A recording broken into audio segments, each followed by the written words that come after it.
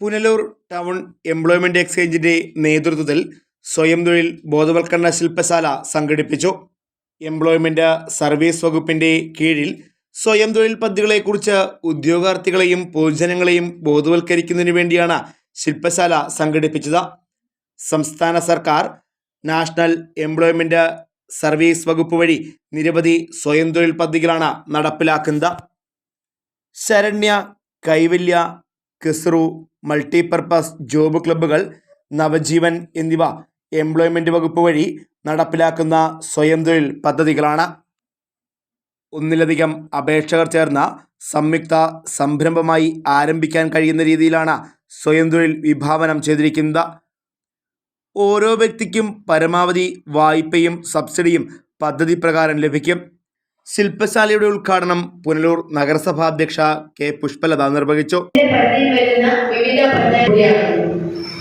പിന്നീട് നമ്മൾ ചെയ്യുന്ന ഓരോ എഡ്യൂക്കേഷൻ കഴിയുമ്പോൾ അതിന്റെ സർട്ടിഫിക്കറ്റുകൾ കിട്ടി നമ്മൾ കൊണ്ട് രജിസ്റ്റർ ചെയ്ത് പിന്നീട് നമ്മൾ കടമയിലേക്ക് കടക്കും. എങ്ങനെയാണ് നമുക്ക് തൊഴിൽ കിട്ടാതെ വരുന്ന ഒരു അവസരത്തിൽ തൊഴിലില്ലായ്മ വേതനത്തെ ആശ്രയിക്കുന്നതിന് വേണ്ടി നമ്മൾ എംപ്ലോയ്മെന്റ് എക്സ്ചേഞ്ചിൽ പോകും.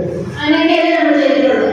അങ്ങനെ ചെയ്തിട്ടുള്ളതിന്റെ പക്ഷെ അന്ന് ആ രജിസ്ട്രേഷൻ കഴിഞ്ഞ് തൊഴിലില്ലായ്മ വേതനത്തിന് അപേക്ഷിക്കുന്നു. അതിനുശേഷം ഇന്ന് നമ്മൾ എന്താണ് ചെയ്യുന്നത്?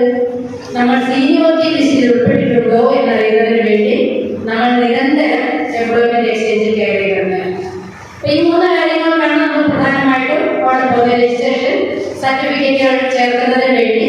പിന്നീട് ഇപ്പോൾ നമ്മൾ സീനിയോറിറ്റി ലിസ്റ്റിൽ ഉൾപ്പെട്ടിട്ടുണ്ടോ, നമുക്ക് ഏജ് ഓവറായി വരുന്നു, ഏതെങ്കിലും ഒരു രീതിയിൽ ഒരു ലിസ്റ്റിൽ ഉൾപ്പെട്ട് ഒരു ജോലി കരസ്ഥമാക്കുവാൻ നമുക്ക് കഴിയുന്നുണ്ടോ എന്നുള്ളതാണ് പ്രധാനമായിട്ട് നമ്മൾ ആലോചിച്ചിരിക്കുന്നത്. പക്ഷെ അതിൽ നിന്നെല്ലാം വ്യത്യസ്തമായി ഇന്ന് വിവിധ ഇനം പദ്ധതികളാണ് എംപ്ലോയ്മെന്റ് എക്സ്ചേഞ്ച് വഴി ഗവൺമെന്റ് നടപ്പാക്കുന്നത് എന്നുള്ളത് നമുക്കെല്ലാവർക്കും അറിയാവുന്ന കാര്യമാണ്.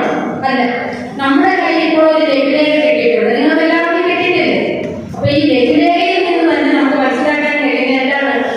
നിരവധിയായിട്ടുള്ള പദ്ധതികൾ നമ്മളെ സഹായിക്കുന്നതിനായി ഗവൺമെന്റ് എംപ്ലോയ്മെന്റ് എക്സ്ചേഞ്ച് വഴി നടപ്പാക്കിക്കൊണ്ടിരിക്കുകയാണ്. നമുക്ക് അതിനൊരു അവയർനെസ് തരുന്നതിന് വേണ്ടി, അതിനൊരു ബോധവൽക്കരണം തരുന്നതിന് വേണ്ടി ആ പദ്ധതികളിൽ ഉൾപ്പെട്ട് വന്ന് അതിന്റെ ആനുകൂല്യം അനുഭവിക്കുന്നതിനുള്ള യോഗ്യത നേടുന്നതിന് വേണ്ടിയിട്ടുള്ള ഒരു പരിശീലന ക്ലാസ്സാണ് ഇതിവിടെ സംഘടിപ്പിക്കപ്പെട്ടിട്ടുള്ളത്.